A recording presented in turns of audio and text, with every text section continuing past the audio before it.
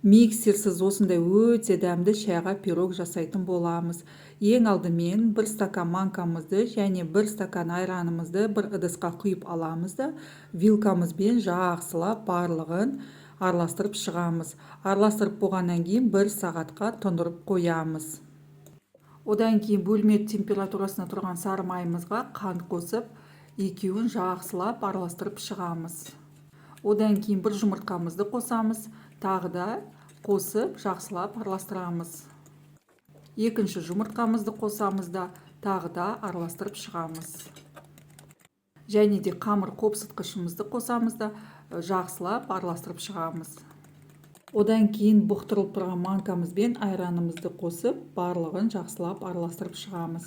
Пешімізді 200 градусқа жылытып қоямыз. Одан кейін жылынғаннан кейін 170-180 градусқа түсіреміз да, май жағылған силиконовый ыдысымызға пирогымызды құйып, 25-30 минут пісіріп аламыз. Піскеннен кейін бетіне қаймақ жақсаңыздар болады.